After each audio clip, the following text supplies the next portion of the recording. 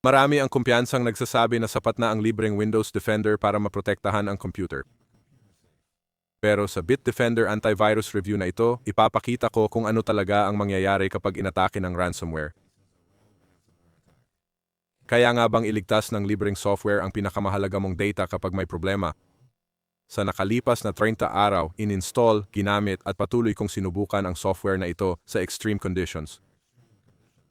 Ngayon, ilalantad ko ang tatlong mahahalagang katotohanan na dapat mong isaalang-alang bago magdesisyon. Susuriin natin ang totoong malware protection nito at kung paano nito hinahawakan ang mga modernong banta. Titingnan din natin ang epekto nito sa system kung naglalag ba ito sa gaming o video rendering. At higit sa lahat, ibubunyag ko ang malaking depekto na ayaw ipaalam sa iyo ng manufacturer. Simulan na natin agad sa pinakamahalagang aspeto ng anumang security software. Nagdo-drop tayo ng batch ng aggressive na malware at ransomware samples sa isang kontroladong virtual machine para obserbahan ang agarang reaksyon.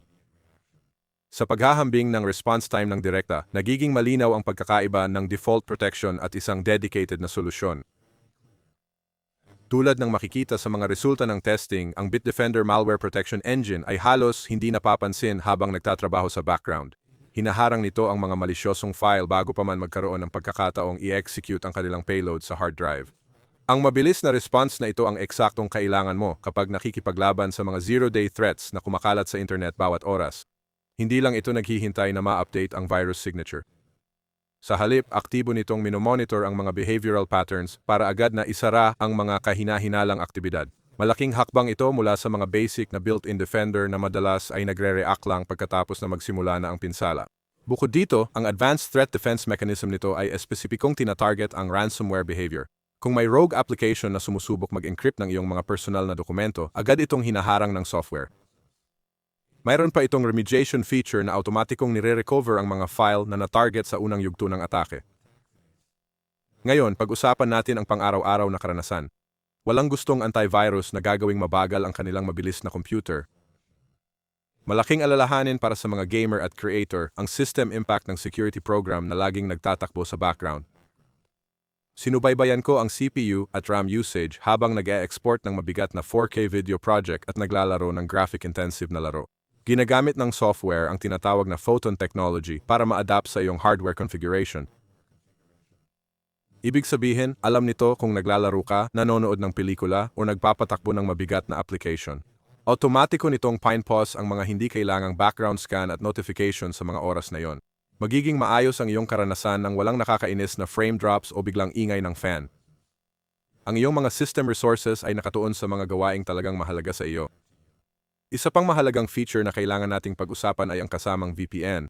Maraming security suites ang may kasamang VPN, pero madalas na sobrang limitado ang bandwidth maliban na lang kung magbabayad ka ng dagdag na bayad. Ang Bitdefender ay may araw-araw na data limit sa kanyang mga standard na plano. Pero ang limit na ito ay sapat na para sa ligtas na online banking o pag-login sa public Wi-Fi sa isang coffee shop. Kung gagawa tayo ng mabilis na paghahambing ng Norton at Bitdefender, mapapansin mo ang ilang kapansin-pansing pagkakaiba sa kung paano nila hinahawakan ang user interfaces. Habang ang Norton ay maingay pagdating sa mga notification, ang Bitdefender naman ay mas tahimik ang diskarte. Hinahawakan nito ang mga banta ng mag-isa gamit ang autopilot mode. Ibig sabihin, bihira kang makakita ng pop-up na makakaabala sa iyong trabaho. Ginagawa lang nito ang trabaho nito ng tahimik at epektibo.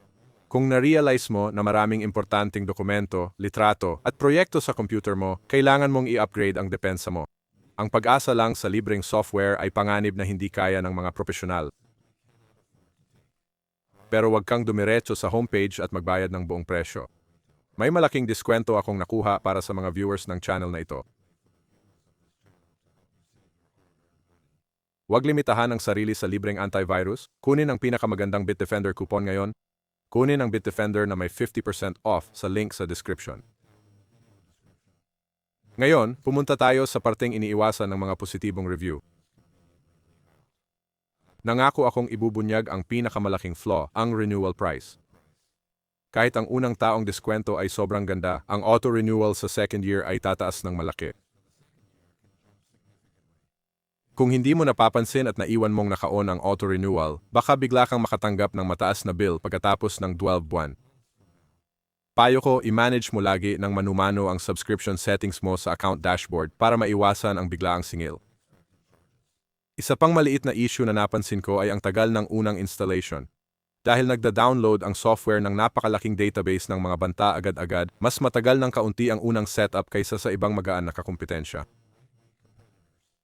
Sa kabila nito, kailangan din nating tingnan ang kasalukuyang global security software market. Dahil sa mga geopolitical na pangyayari, marami ang aktibong naghahanap ng maaasahang alternatibo sa Kaspersky. Sa kontekstong iyon, ang Bitdefender ay isa sa pinakamatibay at privacy-respecting na European option ngayon.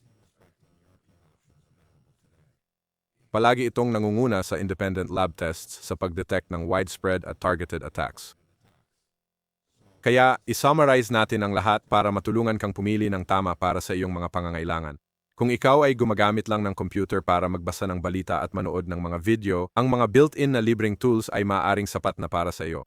Pero kung ikaw ay isang freelancer, remote worker, estudyante na may maraming taon ng research, o isang taong naghahandle ng sensitibong financial transactions araw-araw, nagbabago ang sitwasyon. Kailangan mo ng solusyon na nag-aalok ng multi-layered na ransomware remediation at advanced threat defense nang hindi nagpapabagal ng iyong mga gawain. Ang Bitdefender ay nagbibigay ng mahusay na balanse ng top-tier na seguridad at minimal na system interference. Binibigyan ka nito ng peace of mind habang nagbabrowse, nagda-download, o nagtatrabaho online. Ang pagprotekta sa iyong digital na buhay ay hindi lugar para magtipid, lalo na kung ang halaga ng pagkawala ng iyong data ay napakalaki.